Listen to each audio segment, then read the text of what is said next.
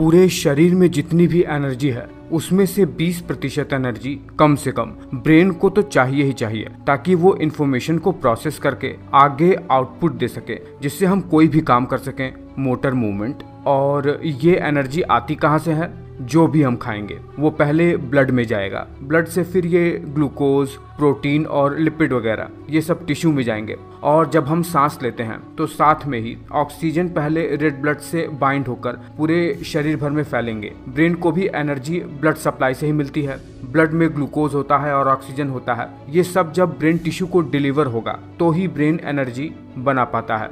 अगर ब्रेन को किसी भी कारण से ऑक्सीजन मिलना बंद हो जाए तो कुछ सेकंड बाद ही ब्रेन की टिश्यू मरना शुरू कर देंगे, और ब्रेन डेड हुआ मतलब व्यक्ति की मृत्यु कुछ ही सेकंड में। ऐसी ही एक बहुत ही खतरनाक बीमारी जिसमें ब्रेन के टिश्यू को ऑक्सीजन और न्यूट्रिएंट्स मिलना ही बंद हो जाता है, उसके बारे में आज हम बात करेंगे, जिसे हम ब्रेन स्ट्रोक के नाम से जानते हैं। जैसे हार्ट अटैक होता है ना, बिल्कुल ठीक उसी तरह ब्रेन में स्ट्रोक होता है। देखिए, शरीर में कहीं पर भी जब ब्लड का फ्लो रिड्यूस हो जाता है, जिसके वजह से ऑक्सीजन की सप्लाई भी टिश्यू में कम होने लगती है, तो इस कंडीशन को इस्कीमिया कहते हैं। ये इस्कीमिया शरीर के ब्लड वेसल में कुछ मॉलिक्यूल के इकट्ठा हो जाने से होता है, यानी ब्लड वेसल के नैरो हो जाने से। जब मॉलिक्यूल ब्लड वेसल्स के डायमीटर को छोटा कर देते हैं। कैसे? ब्लड वेसल के दीवार में इकट्ठा होकर। ब्लड वेसल कई सारे लेयर से मिलकर बनी हुई होती है। जब ब्लड वेसल्स के दीवार में ये फैट या कोलेस्टेरॉल के मॉलिक्यूल इकट्ठा हो जाते हैं तो इसे एथेरोस्क्लेरोसिस कहते हैं। ये इस्कीमिया का सबसे प्रमुख कारण है। देखिए, ब्रेन के ब्लड वेसल्स में जब फैट के मॉलिक्यूल के इकट्ठा हो जाने से इस्कीमिया हो जाता है तो ब्रेन के टिश्यू को ऑक्सीजन और न्यूट्रिएंट्स मिलना ही बंद हो जाता है, और ऐसी कंडीशन को हमारे ब्रेन में इस्कीमिक ब्रेन स्ट्रोक के नाम से जाना जाता है।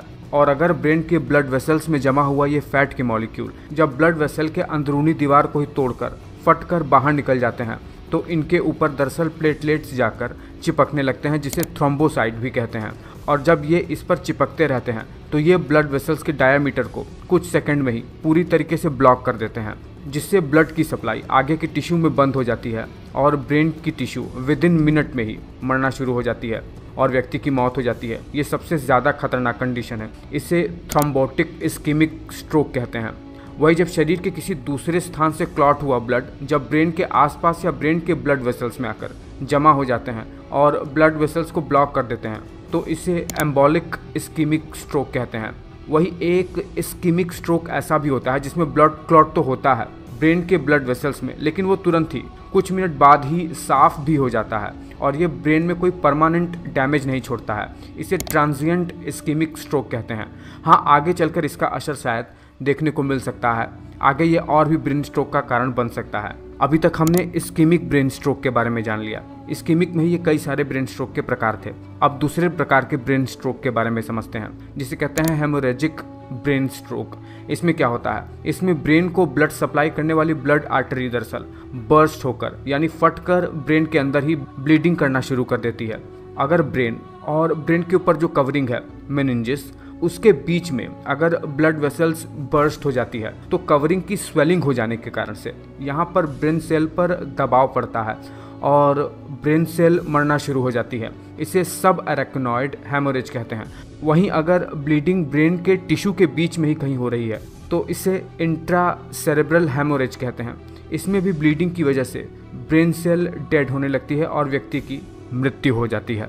आपको बता दें कि हेमोरेजिक ब्रेन स्ट्रोक सिर में चोट लग जाने से, ब्रेन में ट्यूमर हो जाने से या हाई ब्लड प्रेशर के कारण से होता है। वही जो इस्कीमिक ब्रेन स्ट्रोक है जिसमें ब्लड वेसल्स नैरो हो जाती हैं, उसका मुख्य कारण smoking, heart disease, high blood pressure, diabetes जैसी कई सारी चीज़ें हो सकती हैं, या हाई कोलेस्ट्रॉल वाले फूड का इंटेक।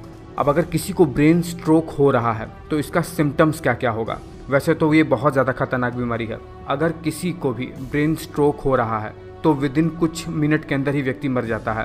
पर जो सडन सिम्टम्स देखने को मिलेंगे वो कुछ इस तरीके से होंगे कि बिल्कुल अचानक से नमनेस और वीकनेस देखने को मिलेगी व्यक्ति के चेहरे में, आर्म्स में और लेग्स में। चेहरे का एक हिस्सा बिल्कुल लटक सा जाएगा, कन्फ्यूजन होने लगेगा, व्यक्ति बोल ही नहीं पाएगा और जो सामने वाला व्यक्ति बोल रहा है वो उसे समझ ही नहीं पाएगा।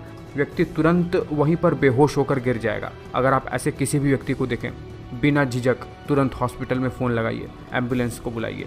मैं आशा कर रहा हूँ कि एक ऐसा जटिल टॉपिक में आसान से आसान शब्दों में समझा पाने में सक्षम हो पाया हूँ।